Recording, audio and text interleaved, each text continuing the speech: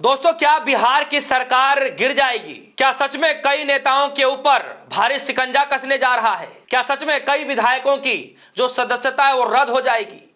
दरअसल एक बड़ी खबर बिहार की राजनीति से निकल कर आ रही है। बिहार में कुछ ही दिनों पहले ही विधानसभा का चुनाव होता है और उस विधानसभा चुनाव के दौरान कई जगह से ये तस्वीरें निकल कर आई, कई ये खबरें भी सुनने में आया कि किस तरीके से चुनाव को प्रभावित करने के लिए लोगों को, महिलाओं को जो है लालच के तौर पर 10-10 हजार रुपए उनके खातों में डाले जा रहे, सरकारी योजना के तहत ये कहा गया। और चुनाव के बीचों बीच में पैसे बांटे भी गए, जिसको लेकर काफी हंगामा मचा, इलेक्शन कमीशन तक शिकायत भी की गई, लेकिन कोई जवाब, स्पष्टीकरण नहीं दिया गया।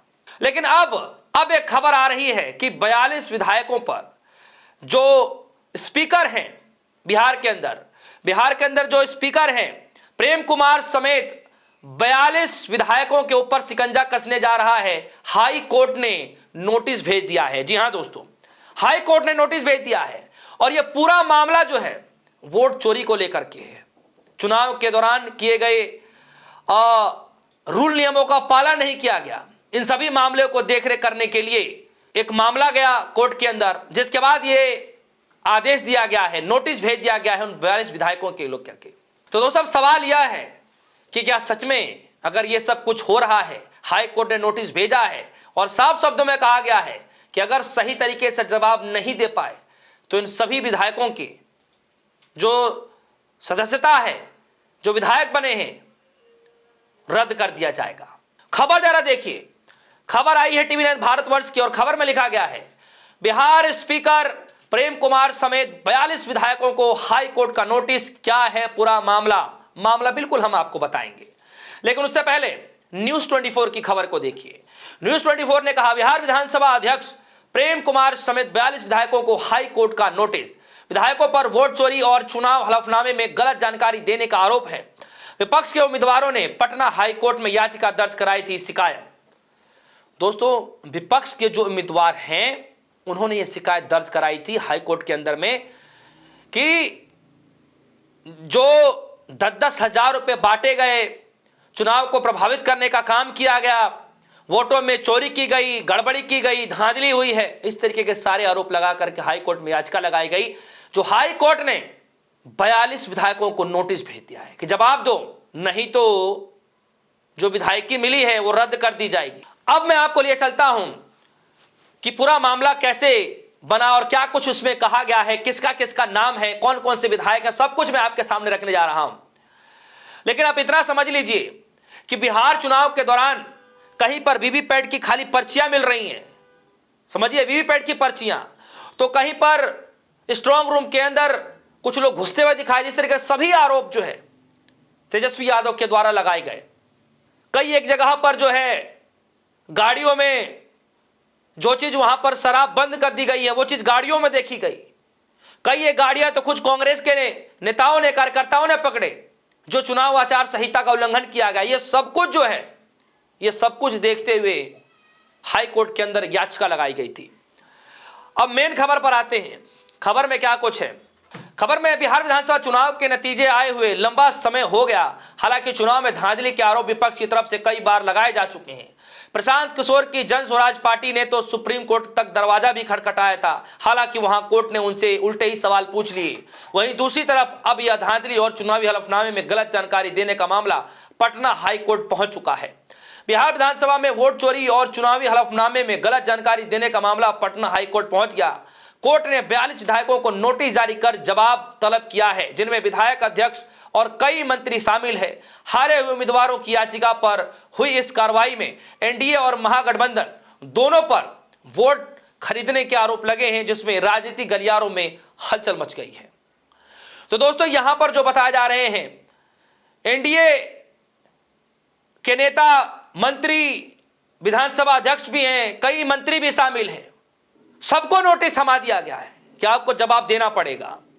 आगे खबर में लिखा गया है 42 विधायकों को नोटिस जारी किया गया है। पटना हाई कोर्ट ने 42 विधायकों को नोटिस जारी किया। विधायकों पर वोट चोरी और चुनाव हलफनामे में गलत जानकारी देने का आरोप है।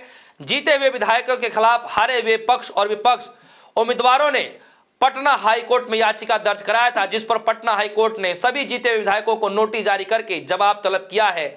हालांकि फिलहाल मामला पटना हाईकोर्ट में लंबित है। अब किनके ऊपर आरोप लगे हैं, जरा वो नाम भी सुन लीजिए।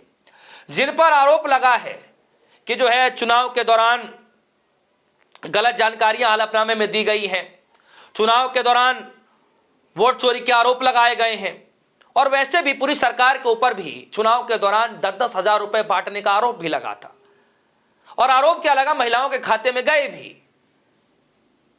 और आज यह हालत हो गई कि प्रशांत पहले सुप्रीम कोर्ट का दरवाजा खटखटाया कि यहां पर गड़बड़ी हुई है, गलत हुआ है, हम विश्वास नहीं कर सकते, क्योंकि जिन लोग कुछ ऐसे नेता हैं जिनका नाम तक नहीं जानते हैं, वो भी इतने भारी मतों से जीत रहे हैं, ये कैसे पॉसिबल हो सकता है। कई एक वीडियो वायरल हुई जीतनराम मांझी की, जिसमें यह दावा किया गया, कांग्रेस पार्टी ने भी शेयर किया कि एक उनके कोई नेता हार रहे थे, उन्होंने फोन किया तो फोन करते ही इतने वोटों से जीत गए। वही वीडियो हम सभी ने देखा। जिंदा सबूत, जीता जागता सबूत तो खुद एनडीए के घटक दल के नेता पेश कर रहे थे। राहुल गांधी के बार बार कहने के बावजूद भी यह सब कुछ होता रहा, लेकिन फिर भी चुनाव आयोग चुप रहा।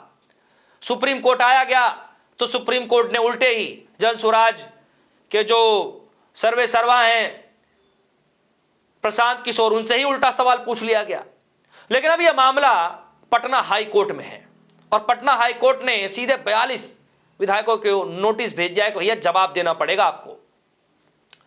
अब जिसके जिसके नाम हैं, इसमें विधानसभा अध्यक्ष प्रेम कुमार, ऊर्जा मंत्री विजेंद्र यादव, पूर्व मंत्री जीवेश मिश्रा, विधायक चेतन आनंद, इस तरीके के नाम इस पूरे लिस्ट में शामिल हैं।